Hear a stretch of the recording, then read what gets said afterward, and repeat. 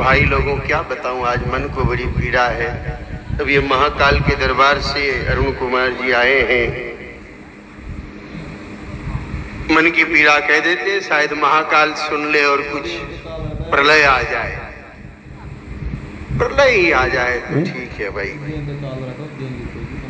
अभी एक समाचार आया है, हमें ठीक से मराठी तो आती नहीं है, लेकिन मराठी भाषा में एक पत्र हमारे पास पहुंचा है। बच्चों एक राउंड काट लूंगा। उमरेड करके तहसील है नागपुर जिले में, वहां के विभाग की तरफ से नोटिस जारी हुआ है, जिसके तहत ये बताया गया है कि नागपुर महानगर मध्य प्रदेश विकास प्राधिकरण नागपुर इनकी मौजा सुरगांव तहसील उमरेड में एक कत्ल खाना स्लॉटर हाउस खोलने के लिए जगह को लेकर के कार्रवाई चल रही है। मतलब जगह आवंटित की जा रही है स्लॉटर हाउस खोलने के लिए, गाय को मारने के लिए। और उसकी एक जाहिरात निकाली है कि भाई इस संबंध में कोई आपत्ति हो तो 15 दिन के अंदर अंदर आपत्ति दर्ज कराए। कोई आपत्ति मानी भी नहीं जाएगी हालांकि, लेकिन मेरा ये कहना है, क्यों आचार्य जी यही है ना इस पत्र में। हाँ, ज्यादा हमको मराठी नहीं आती, लेकिन इसका तात्पर्य करीब करीब यही है।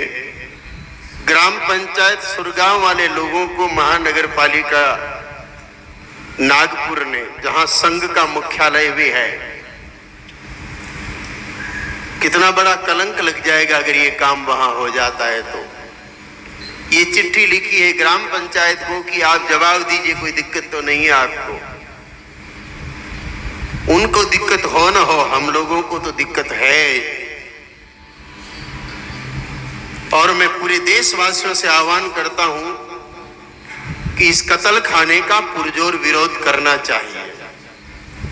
ये जमीन आज कत्ल खाने को मिली तो महाराष्ट्र नहीं, आने वाले समय में महाराष्ट्र लघु राष्ट्र बन जाएगा, मराठी संस्कृति का सर्वनाश हो जाएगा। अरे जिस महाराष्ट्र में छत्रपति शिवाजी महाराज ने 8 वर्ष की उम्र में कसाई की गर्दन काट दी, उस महाराष्ट्र में पहले से कत्ल खानों का कलंक चल रहा है और कत्ल खाने कम पड़ रहे जो खोलने के लिए नई परमिशन की कयामत शुरू हो चुकी है। इन राक्षसों को उनकी भाषा में समझाना ही पड़ेगा। इसलिए देश भर के गौ भक्तों से आह्वान है हमारा, आवश्यकता पड़े तो वहां पर पहुंच करके ऐसा उग्र आंदोलन किया जाए और वहां की सरकार की चूल्हे हिला दी जाए, उखाड़ करके फेंक दी जाए। ऐसी राक्षसी सरकारें नहीं चाहिए जो कत्ल खाने खोलने की बात करे। जिस देश में अहिंसा परमो धर्म की चर्चा चलती है, जिस देश में बुद्ध और महावीर प्रकट होते हैं, जिस देश में भगवान राम कहते हैं कि अवधपुरी संप्री नहीं कोई, उस देश में ये राक्षस और गो हत्या करवाने पर तुले हुए हैं। इन राक्षसों को अब उखाड़ के फेंकना होगा। बहुत हो गए इनके तलवे चाटने का काम। इन हत्यारों ने हिंदुस्तान की संस्कृति को बर्बाद करके रख दिया है। इन हत्यारों ने ढोंग किया, इन हत्यारों ने धर्म के नाम पर पाखंड किया और एक के बाद एक को हत्या के काम को बढ़ावा देते जा रहे हैं। इन राक्षसों को समय रहते अगर हमने नहीं ठीक किया तो हिंदुस्तान मिट जाएगा, जलजला आएगा हिंदुस्तान में, त्राही त्राही होगी। और इस सबके जिम्मेदार हिंदुस्तान के वो लोग होंगे जो इन राक्षसों को वोट देकर के जितवा रहे हैं। क्योंकि आपके कारण वो कुर्सी पर बैठे और कुर्सी पर बैठ करके वो पापी इस प्रकार का काम करते, उस गौ हत्या का पाप आप लोगों को भी लगेगा और परिस्थिति ये पैदा होगी कि सबका सर्वनाश हो जाएगा। अरे ये कोई छोटी बात है? उन राक्षसों को धर्म के नाम पर वोट दिया। अरे जिस भूमि पर कभी एक शेर हुआ करता था, बाला साहब, उनके जाते ही कि ये हालत हो गई। कहते हैं साहब हम उन्हीं के लोग हैं। अरे रो रही होगी बाला साहब की आत्मा। हत्यारों, ये कमी पड़ गई थी तुम्हारे, ये लालच है, यही एक राजस्व का साधन है, यही एक तरीका है भंडार भरने का, यही तरीका बचा है राजकोष भरने का। सर्वनाश होगा तुम्हारा। गौ का रक्त का एक बूंद भी गिरता है और उससे जुड़े हुए जो दोषी होते हैं उनका पूरा का पूरा सर्वनाश होता है। अगर ये कत्ल खाना खुल गया ना तो हम भगवती गौ के शरण में बैठ करके कह रहे हैं कि जिस दिन ये कत्ल खाना खुलेगा 1 महीने के अंदर अंदर उन लोगों का सर्वनाश हो जाएगा, सत्ताएं भी जाएगी और जड़मूल से नाश होगा उन लोगों का। ये संदेश उन दुष्टों तक पहुंचा दिया जाए आज ही।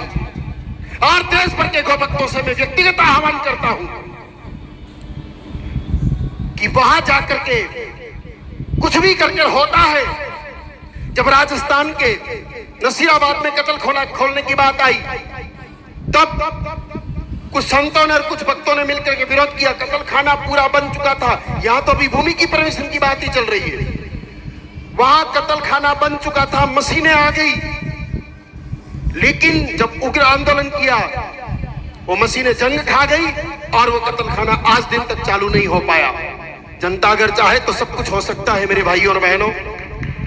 हम सिर्फ केवल कथा सुनने कहने से बात नहीं चलेगी। जिस माँ की कथा कह रहे हैं, जिस माँ की महिमा इतनी अद्भुत है, जिस माँ की महिमा इतनी विराट है, उस माँ को मारने के लिए राक्षस तुले हुए हैं। इन राक्षसों को क्या कहें? ये सफेद कपड़ों में घुसे हुए भेड़िए, इन लोगों को इनकी भाषा में समझाना पड़ेगा। हमें पता है कि ये भाषा स्पीच के योग्य नहीं है, हमें पता है कि ये भाषा कथा की भाषा नहीं है, लेकिन इस चिट्ठी को पढ़ करके मन में जो वेदना हुई है ना वो बहुत बहुत बुरी वेदना है।